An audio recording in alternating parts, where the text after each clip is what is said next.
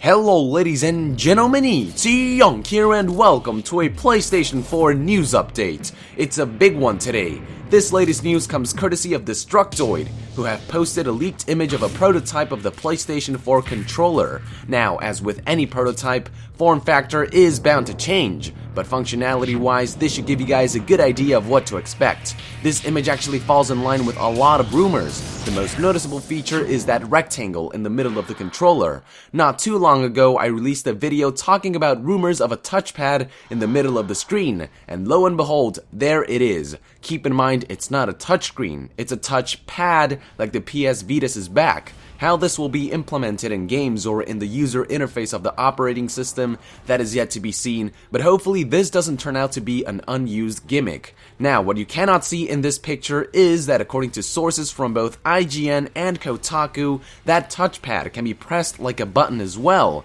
almost like a mouse trackpad. Another point of interest is the size of the controller. It's definitely bulkier, and that is to be expected with the added touchpad. Again, not the final form factor, but you should still expect the new controller to be bigger and heavier than the DualShock 3, which isn't a bad thing necessarily, as long as the controller is nice and comfortable.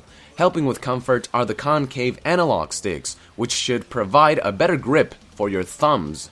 Some buttons have also been rearranged. The home button with the PlayStation logo is no longer dead in the center since that space is now occupied by the touchpad. It is now in between the two analog sticks, and if you look closely, you can also see a rectangular button on the left side. While some are assuming this may be the rumored share button, I personally think that's just the classic select button. There's actually another button on the other side of the controller, which undoubtedly is the start button. A more subtle change is the D-pad, which now resembles the PlayStation Vita's. If you look at the DualShock 3, the arrows on the D-pad are separated, but if you look at this one and at the Vita's, the arrows are much closer together and fully linked. For those who have not tried the Vita's D-pad, it is freaking amazing, so I hope it feels and functions just like it. Internally, it looks like we may be getting more than just the touchpad.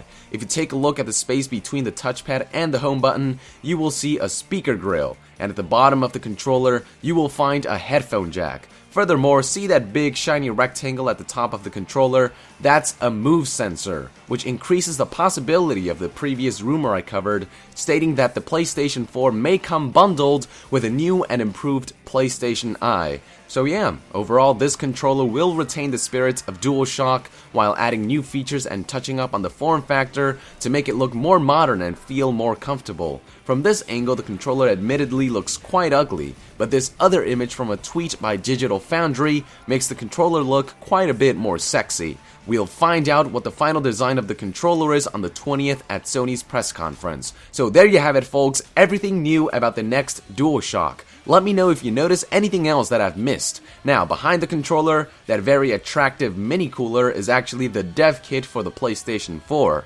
Obviously not the final hardware design, and all we can make out of it is that the next PlayStation will be disc-based and will have some USB ports, both obvious facts, so just ignore that chunk of metal. And again, keep in mind, the controller itself is also a prototype, so this is not the final hardware design, but expect something similar to this. So, what do you guys think about this controller design? Let me know in the comments below. I'll be sure to keep you guys updated on next-gen consoles, so be sure to join the NASIAN and subscribe to Young Gear. On my channel, you will also find coverage of AAA franchises such as Elder Scrolls, Fallout, Metal Gear Solid, The Legend of Zelda, and much more. Also subscribe to Young Gaming for my Let's Plays. So subscribe to both and join the NASIAN, because every gamer needs an Asian. I'll see you guys next time. Thank you very much, and Young out!